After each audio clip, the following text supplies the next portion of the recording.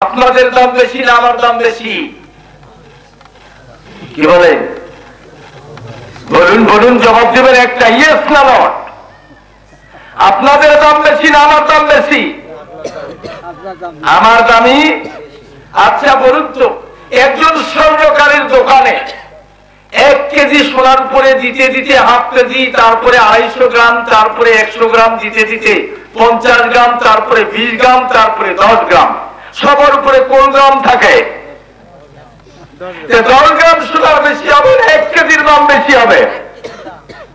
তাহলে নিচে যারা বসে আছেন তারা হলো 1 কেজি সোনা, আর উপরে যারা বসে আছে 10 গ্রাম সোনা। একটু জোরে চিল্লাইয়া পড়েন সুবহানাল্লাহ, লিল্লাহি তাকবীর। ভাইয়া, আজকের আলোচ্য বিষয় হলো কোরআন কারীম থেকে ছোট্ট একটি আয়াত কারীমা তেলাওয়াত করেছি। বলুন তো, এই কোরআন কার উপর নাজিল হয়েছে? রাসূল পাক সাল্লাল্লাহু আলাইহি ওয়াসাল্লাম, আমার নবী, বিশ্বের নবী জনাবে মুহাম্মদ রাসূলুল্লাহ সাল্লাল্লাহু আলাইহি ওয়াসাল্লাম তার উম্মতের কল্যাণের লক্ষ্যে। জোরে আলহামদুলিল্লাহ বলেন। কি কল্যাণ আমরা দিয়েছি আল্লাহকে জানি না, জানি না। আজকে আমাদের মাঝ থেকে বিশাল সমারোহের আয়োজনকে আজকে পিছিয়ে ফেলে আজকে আমরা 13ই জিলহজের একটা মাহফিলের প্রেক্ষাপটে বসেছি। জোরে সুবহানাল্লাহ বলেন। কতটুকু কি করলাম, আর কুরবানিটা কার জন্য আমি আজকে এটা উপস্থাপন করবো ইনশাআল্লাহ। কি আপনারা কি চলে যাবেন? কি চলে যাবেন? এই মুহূর্তে আমার শ্রেষ্ঠ দ্বিতীয় বক্তা বলে গেলেন যে যুবকরা মেয়েদের দিকে তাকিয়ে থাকে, আর আমাদের বাংলাদেশের স্বরাষ্ট্রমন্ত্রী মিসেস সাহারা উনি একটা ইফতিজিং আইন পাস করে চলে গেছেন, যারা ইফতিজিং মহিলাদেরকে করবে তাদের সশ্রম কারাদণ্ড। কিন্তু আমি মিসেস সাহারা খাতুনকে বলতে চাই, কারণ ছেলেরা কোনদিন মহিলাদেরকে ইফতিজিং করে না, বরং মহিলারা যুবকদেরকে ইফতিজিং করে। ঠিক না ঠিক? আমি কোরআন সামনে নিয়ে উপস্থাপন করবো ইনশাল্লাহ। কারণ এই পৃথিবীতে আলমকৃত বেহেশতের ভিতরে আল্লাহ কেন নারীকে তৈরি করলো, এর মূলে একটা গোপন তথ্য আজ আমি আপনাদের মাঝে প্রকাশ করব।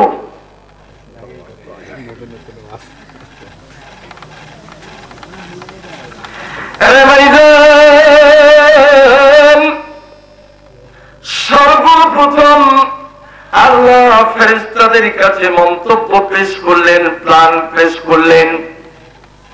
আমি যাচ্ছি না ঘটনার ভেতরে। আদম আলাইহিস সালাম জান্নাতের ভিতরে, কোরআন শরীফের ভিতরে 2টি অক্ষর না বলে কোরআন তৈরি হতো না। 1 নাম্বার হলো মিম, 2 নাম্বার হলো নুন। এই 2টি অক্ষর নিয়ে কিন্তু কোরআন শরীফ তৈরি করা হয়েছে। এবার লক্ষণীয় বিষয়, এই মিম অক্ষর যদি আল্লাহ তৈরি না করতো, গোটাল বিশ্ব তৈরি করতো না। জোরে জোরে পড়েন সুবহানাল্লাহ। আসুন, যেই জায়গার নাম হলো বাক্কা, এই জায়গাটার নাম কেটে দিয়ে মিম অক্ষরের নাম হলো মক্কা। জোরে আলহামদুলিল্লাহ। শুধু তাই নয়, যেই শহরটির নাম ছিল ইয়াসরিব, সেই শহরের নামটা কেটে দিয়ে নাম রাখা হলো মদিনা। বন্ধুরে, শুধু তাই দিয়ে ক্ষান্ত নয়, আল্লাহ রাব্বুল আলামিন দেশ দেশান্তরে এই মুসলিমের কল্যাণের লক্ষ্যে মুসলিমরা গুনাহ করবে আর নত হয়ে সেজদা যেই জায়গায় করবে, সেই জায়গার নাম তো হলো মিম অক্ষরে মসজিদ। জোরে বলেন সুবহানাল্লাহ। শুধু তাই নয়, যেই জায়গাতে মানুষ কোরআন শিক্ষা করবে, দ্বীনি নেক আমল করবে, সেই জায়গাটার নাম হলো এই মাদ্রাসা। জোরে জোরে পড়েন সুবহানাল্লাহ। শুধু তাই দিয়ে ক্ষান্ত নয়, এই মিম অক্ষরে মা জাতি তৈরি করেছেন, আর সেই মিম অক্ষরে মা জাতির পেট থেকে এমন একজন মানুষ আসলেন দুনিয়ায়, মুহাম্মদুর রাসূলুল্লাহ। জোরে জোরে পড়েন সুবহানাল্লাহ। আমি প্রমাণ করব, একটু দাঁড়ান, মেয়েরা একটু কানের খোলটা পরিষ্কার করেন। মা পুরুষের পেট থেকে কখনো রাসূল আসেনি, কোনো আউলিয়া আসেনি, কোনো হাফিজ আসেনি, কোনো কারি আসেনি, কোনো মুহাদ্দিস আসেনি, কোনো মুফাসসিরিন আসেনি। যা পৃথিবীতে কল্যাণের লক্ষ্যে মানুষের মাঝে পাঠাইছে সমস্ত নারীর পেট থেকে। জোরে বলেন সুবহানাল্লাহ। সেই নারীর পেট যদি ভালো না হয়, সেই দেশে কোরআনের ওয়াজে কখনো হেদায়েত করা যাবে না।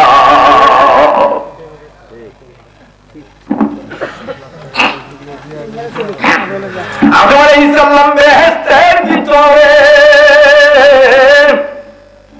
বিশাল জায়গা, যা চাইবে তাই পাবা, কিন্তু আদমের মনে শান্তি নাই, হাসি নাই, উল্লাস নাই, কিছু নাই। আল্লাহর ইবাদত বন্দেগী ছেড়ে দিয়া আদম আলাইহিস সালাম মতির মেম্বারে বসে আছেন। আল্লাহ বলেন, আদম রে, বলো তো তোমার মন কেন খারাপ? আদম আলাইহিস সালাম বলে, আল্লাহ, I know that of my God, আমি জানি না, জানি না। আল্লাহ বলেন, যখন তুমি জানো না তোমার মনের বেদনাটা কি, আমি আল্লাহ জানি রে। তোমার একজন স্ত্রী দরকার। জোরে বলেন সুবহানাল্লাহ। কিসের দরকার? আমার অ্যাডভোকেট মতির, আমার চেয়ারম্যান সাহেব মতির, এই বড় ভাইয়ের যদি বাড়িতে কোটি কোটি টাকা থাকে, বউ যদি না থাকে ভালো লাগবে? বলেন তো। বুড়ার যদি বুড়ি না থাকে ভালো লাগবে? চিন্তা করে দেখেন, এই দুনিয়াতে এসেছেন, বউ যদি থাকে, বউ হলো সবচেয়ে জান্নাতের বড় নিয়ামত। সব গুণের চাইতে বউ হলো বড় নিয়ামত। আর সন্তানের জন্য সবচেয়ে যে বড় নিয়ামত, সেটাই হলো তার বাবা মা। জোরে জোরে সুবহানাল্লাহ পড়বেন না? আর একটু জোরে সুবহানাল্লাহ বলেন। আদম আলাইহিস সালাম মুস্কি হেসে দিলেন, যেই বলছে তোমার একটা স্ত্রী দরকার, মুস্কি হেসে দিলেন। বলেন তো, কোন যুবক যদি বিয়ে না করে, ওই যুবকের কাছে যদি বলা হয়, আমি শুনলাম তোর বাপ নাকি বিয়ের জল্পনা করতেছে জিয়ানগর চাষতলে, যুবক হাসবে না কানবে? কি বলেন? হাসবে না? এবার আদম আলাইহিস সালাম হাসলেন আর বুঝতে পারে বলছেন, ইউ আর ভেরি লাইট। সঙ্গে সঙ্গে বেহেশতের বিছানায় আদম আলাইহিস সালাম শুয়ে যায়। এবার লক্ষ্য নিবেশন, ঘুম দেওয়ার মালিক কে? ভাঙ্গানার মালিক কে? তাহলে গান লিখেছেন কেন, ঘুম ভাঙ্গায়া গেল রে মরার কুকিলে। ঘুম দেয় কে? ভাঙ্গায় কে? নয় ষষ্ঠীর মাও। কি বলেন? আওয়াজ না দিলে আমি কথা বলতে পারবো না। এই ভাইজান, আদম আলাইহিস সালাম জান্নাতের মেঝেতে 40,000 বছর ধরে ঘুমায়। আর আমরা কতক্ষণ থাকি? 40,000। এর ভিতরে এমন একটা নিয়ামত আল্লাহ তৈরি করলেন মিমক দিয়া। আদমের ভিতর থেকে আল্লাহ অপারেশন করলেন করে, তার কুদরতি হাত ঢুকাইয়া ওনার কাঠির থেকে মিমক করে একটা হাড্ডি বের করলেন। জয় আল্লাহু আকবার বলেন। কি অক্ষরের হাড্ডি?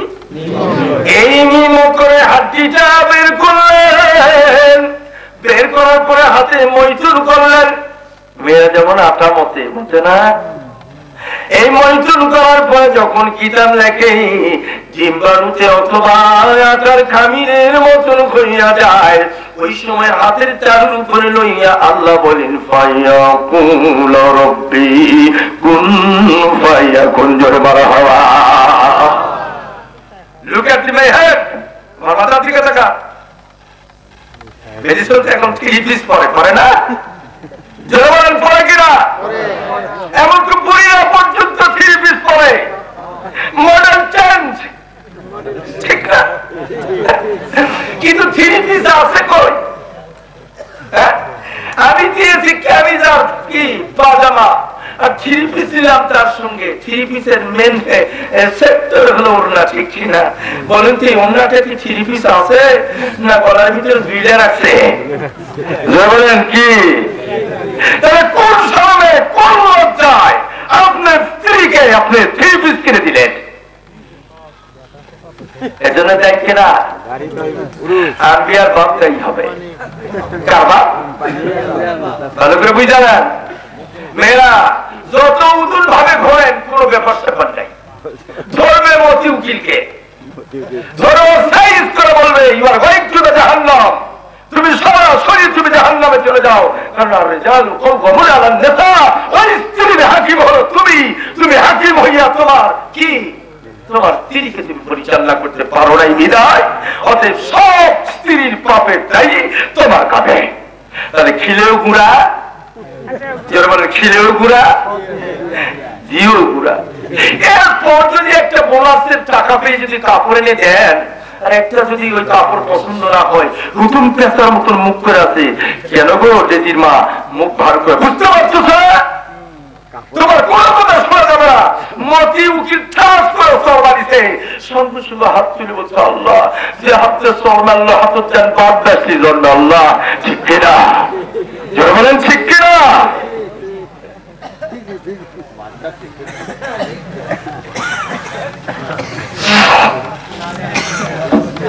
ভাইজান 40,000 বছর পর্যন্ত ঘুমাই রে। ওই অপারেশন করে যখন মা হাওয়াকে তৈরি করলেন, কার উপরে? আমার লোকের জিমে হ্যাঁ, হাতের দিকে তাকান, এই উত্তর সাইডে জায়গা আছে, কার উপর তৈরি করলেন? কেমন করে? হালুয়ার মতো। মেয়েরা আপনারা একটু ভিডিওতে দেখেন, ভালো করে দেখেন, দেখা যায় কিছু না? জোরে বলেন দেখা যায় কিছু? এই অবস্থায় মা আমাকে লইয়া আদম আলাইহিস সালাম থেকে 40 গজ দূরে রাখলেন বসাইয়া। কি প্রেম খেলা লাগিয়ে দিছে, শুনে রাখেন। কিন্তু 40 গজ দূরে রাখার কারণটা কি? I love you my dear হাওয়া, ঠিক কিনা? এইটা লেগে দেওয়ার কে কারিগর? উনি। এবার আদম আলাইহিস সালামের ঘুম ভেঙে যায়। আদম আলাইহিস সালাম সরাসরি চোখখানা হাওয়ার দিকে পড়ে যায়। জোরে সুবহানাল্লাহ বলেন। লুক এট মাই আই, আমার চোখের দিকে তাকা। এ আদম চোখ ফিরাইয়া দে, হাওয়া দেখিস না। জান ছেড়ে দিতে পারি কিন্তু হাওয়া দেখা বন্ধ করা যাবে না। এই জন্য বাংলার যুবকেরা হাওয়া দেখতে দেখতে পাগল হয়ে যায়। এই হাওয়া যখন আদম আলাইহিস সালামকে আল্লাহ বলে, হে আদম হাওয়া দেখা বন্ধ কর, কি দেখে? কি এটা? এটাই সর্বনাশা। عن صدت بن عاص رضي الله تعالى عنه قال النبي صلى الله عليه وسلم حرمت النار عين بكت وعين بكت من خشية الله وعين شارت في سبيل الله وعين قتت محارم الله لله تكبير। আল্লাহ বলেন তিনটি, রাসূল বলেন তিনটি চোখের আগুন আমি হারাম করেছি। এক নাম্বার চোখ, যে চোখ আল্লাহ ধরে কান্দে, সুবহানাল্লাহ বলেন। আর যে চোখটি সারা জাগ্রত অবস্থায় মাবুদের ইবাদত বন্দেগী করে। আর যে চোখটি বেগানা নারী বেগানা পুরুষ দেখা মাত্র নিম্নগামী করে দেয়। আমার রাসূল বলেন এই তিন চোখের জন্য আল্লাহ জাহান্নামের আগুন হারাম করে দিয়েছে। এখন তাই যদি হয় তাহলে লক্ষণীয় বিষয় ভাইজান, আপনি চলে যান পার্লামেন্টে, ওখানে মহিলা, চলে আসেন সচিবালয়ে, ওখানে মহিলা, এরপরে চলে যান সংসদ ভবনে, সেখানেও দেখেন আপনি লক্ষ্য করে মহিলা, এরপরে প্রধানমন্ত্রীর কার্যালয়ে চলে যান, সেখানে মহিলা, তারপরে ডিসি অফিসে আছেন, সেখানে মহিলা, এরপর নিম্নতম একটা অফিস আছে সেটা হলো ইউনিয়ন পরিষদ, এখানেও আসে দেখেন মহিলা। কি রাগ করলেন নাকি?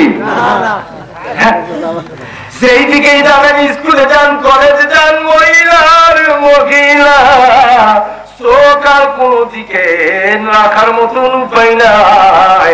এই জন্য বলতেছিলাম ভাইজান, মহিলাদের সম অধিকার যিনি দিচ্ছেন একটু লক্ষ্য করে দেখেন। এই মুহূর্তে আমাদের মাঝ থেকে দুর্গা পূজা চলে গেল, ঠিক কিনা? এরপরে আসবে একটা কালী পূজা, ঠিক কিনা? তারপরে আসবে লক্ষ্মী পূজা, ঠিক কিনা? আপনারা কে কে গেছেন মেলাতে একটু হাত উঠে করে দেখাতে পারেন হুজুর গেছি সত্য কথা বলবেন হুজুর গেছি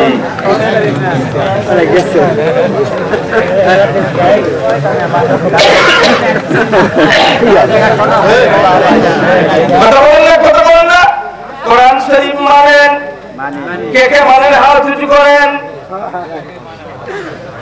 না হিন্দুদের বড় দেবতা মিশেল দুর্গা আর হিন্দুদের স্বরাষ্ট্র মন্ত্রী হল মা কালী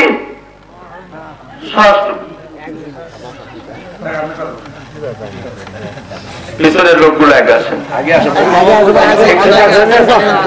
এটা কালমা পড়েন লা ইলাহা ইল্লাল্লাহ জায়গা হচ্ছে না একটু আদায় লা ইলাহা ইল্লাল্লাহ লা ইলাহা ইল্লাল্লাহ লা ইলাহা ইল্লাল্লাহ ওই যে জায়গা ফাঁকা আপনারা একটু আগে আছেন লা ইলাহা ইল্লাল্লাহ লা ইলাহা ইল্লাল্লাহ